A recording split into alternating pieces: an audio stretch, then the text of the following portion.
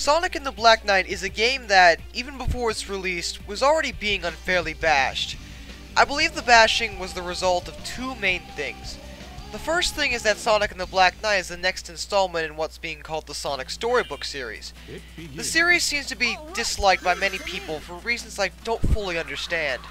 The second thing is that this time Sega went with a different sort of gimmick, and people seem to dislike that, but I don't feel that's really fair to the game, and I really think people would have given this game a chance rather than immediately bashing it based on appearances. Before we get into the actual gameplay aspects, let's discuss the story real quick. The story is very similar to Secret Rings, in which Sonic gets sucked into a storybook environment. The only difference this time is that the environment is set in medieval Europe, in the land of King Arthur, rather than the Arabian Nights. Which I suppose works, since you're going with the storybook series, you might as well pick one of the most famous tales in the history of literature. But the plot goes a bit deeper than just Sonic getting sucked into a random storybook. There's a wizard named Merlina who is the granddaughter of Merlin, and she's on the run from who, at the time, you believe is King Arthur.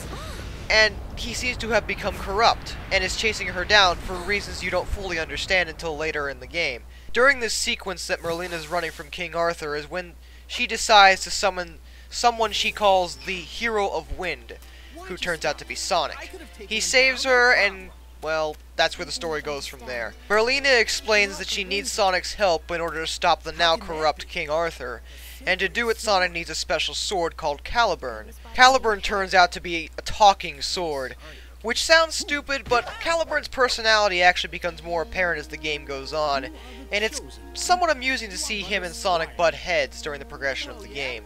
One thing I will say about the plot is that about 3/4 of the way in, the game takes one of the most ridiculous plot twists that I've ever seen in a game.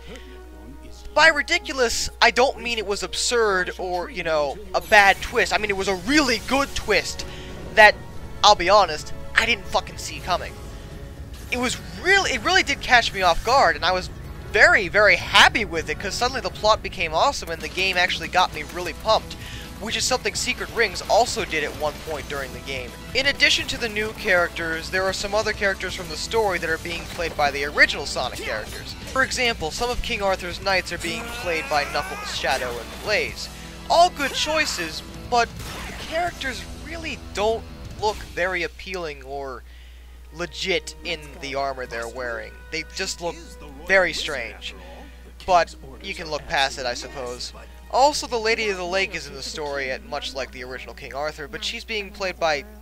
Okay, I understand this really isn't too big a deal, but was there any particular reason why they couldn't have used Tikal? I mean, in the original Sonic Adventure game, Tikal was a mystical lady who came to help the characters in that story. She would fit the role of Lady of the Lake perfectly. I don't understand why, and while I like Amy as a character, she does not fit the Lady of the Lake at all, but whatever, it's a minor issue. There's also a blacksmith played by Tails. A good role for Tails. Blacksmith actually doesn't really play too big a role in the story, but he's the one who runs the shop. Now, the shop consists of three main things. Number one, it allows you to select your style of play. There are several different styles, and I believe you can unlock other styles later in the game. There's also a section where you can equip various items to your characters. I'll explain how you get the items later on. There's also a section where you can create various weapons, which is kind of cool, but the problem is I think they're asking a bit too much when it comes to creating these weapons. Some of the items you need a lot of. One minor note. There's a musical tune playing in the blacksmith shop, and it's actually a violin rendition of Tails' theme from the original Sonic Adventure games.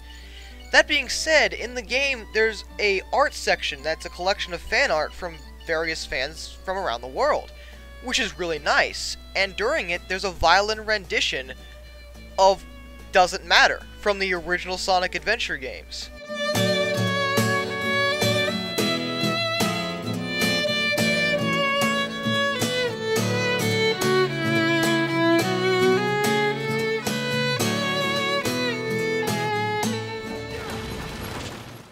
Alright, now that we got the minor stuff out of the way, let's talk about the actual gameplay. First off, I think the game looks pretty good. The graphics aren't half bad. I've seen a bit better on the Wii, but I've definitely seen way worse, so the graphics are decent.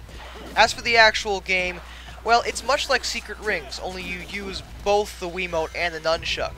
You control Sonic's direction and movement with the nunchuck, and you use the Wiimote to swing. It actually does work really well. The only real problem is that there are going to be a lot of enemies to face.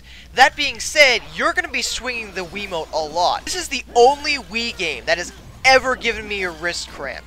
You can get used to it after a while, but I really think they should have dumbed down the number of enemies to face. It does take away from the game just a little bit, and messes up the flow of speed.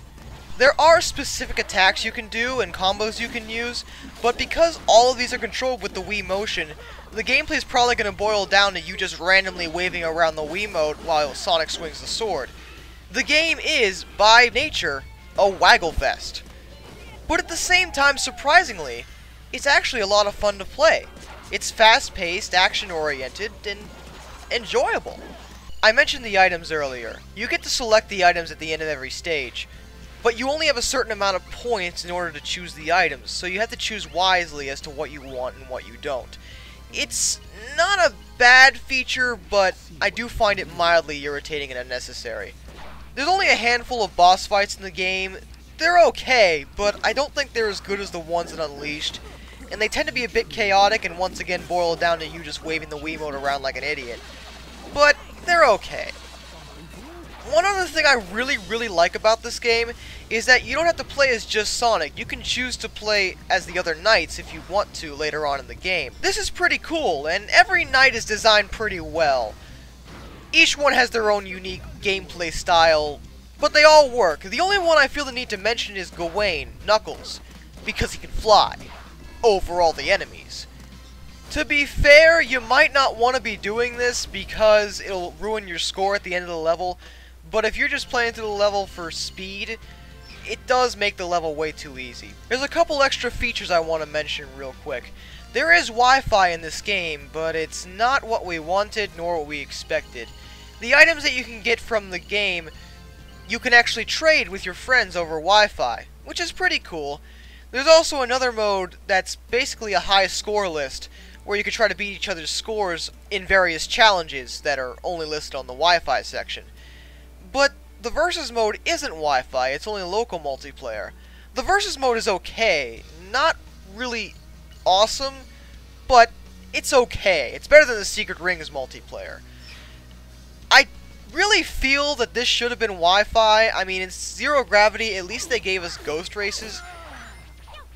Why wouldn't you want to make the Versus mode Wi-Fi? I mean, it doesn't really make much sense. Like I said, the Versus mode is okay, but nothing special. My final thoughts on this game are, it's vastly underrated. I really find this game enjoyable to play. I do understand why a few people might not like it, as I understand that a lot of people, and I mean a lot of people, really despise Waggle Fests. And if you really hate that, I'd advise avoiding this game, but if you're willing to give it a shot, I'd give it a rental. And that's all I really gotta say. I'm done. Have a nice fucking day.